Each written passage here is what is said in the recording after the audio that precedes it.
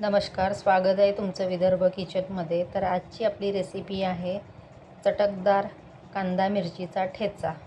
तर उन्हाळा आहे, उन्हाळ्यामध्ये भाज्या कुठल्या खाव्याशा वाटत नाही, तर त्यासाठी हा ठेचा बनवून ठेवला की 3-4 दिवस सहज टिकतो आणि तोंडी लावायला पण छान होतो. आता सर्वात आधी मी इथे तव्यामध्ये शेंगदाणे भाजून घेत आहे. शेंगदाणे टाकल्यामुळे ठेच्यामध्ये थोडा ठेचाचा तिखटपणा कमी होतो आणि चवीला पण छान लागतो. शेंगदाणे इथे आपण चांगले 5 ते 10 मिनटं भाजून घेऊ. चांगले भाजले गेले की चव पण छान वाटते. आता आपले शेंगदाणे मस्त भाजून झालेले आहे. ते काढून घेऊ एका प्लेटमध्ये.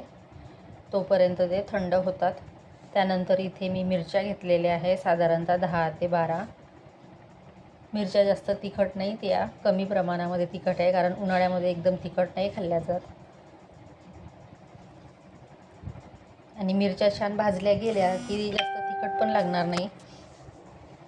आता आपण ह्या 5 ते 10 मिनटं भाजून घेऊ. यामध्ये आता मी लसूण घातलेला आहे, साधारण 8 ते 10 पाकळ्या लसूण पण बऱ्यापैकी घालायचा.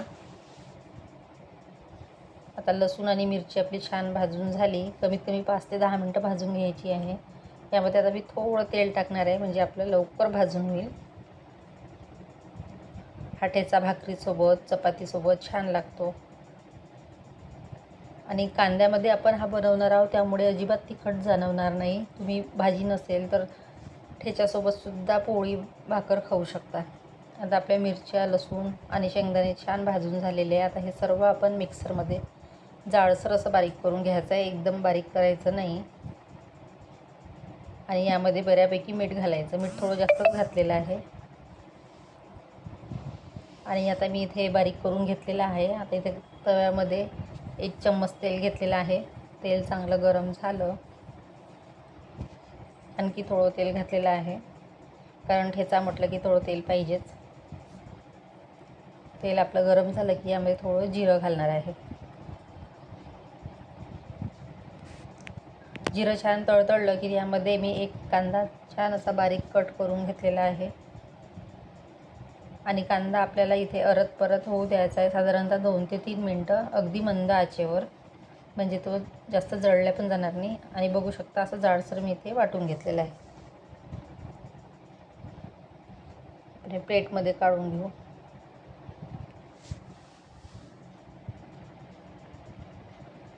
अशा पद्धतीने ठेचा केला उन्हाळ्याच्या दिवसामध्ये तर तो एकतर तिखट पण जाणवणार नाही आणि खाल्ल्या पण जाईल, कारण उन्हाळ्यामध्ये जास्त तिखट, त्यामध्ये गरमीमध्ये तर तिखट खाल्ल्या जात नाही. तर अशा पद्धतीने नक्की बनवून बघा. तर कांदा आपला बऱ्यापैकी परतून झालेला आहे. यामध्ये आता आपण हे वाटण घालू आणि आता व्यवस्थित 5 मिनटं आपण हे परत करून घेऊ, अगदी मंद आचेवर. तर अशा पद्धतीने हा आपला ठेचा होतो. सर्व एकत्रित मिक्स करून घेऊ.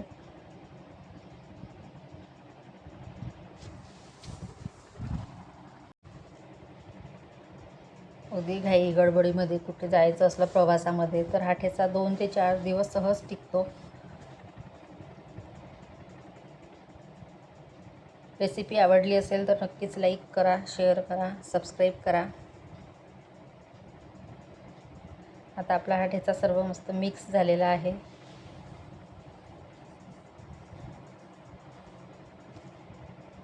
बघू शकता छान असा शिजलेला आहे. आता आपण काढून घेऊ प्लेटमध्ये. न खाणारे सुद्धा आवडीने खातील आणि एकऐवजी 2 पोळ्या खातील. बघू शकता आपला मस्त असा कांदा मिरचीचा ठेचा. या मग सर्वांनी खायला. Bye bye.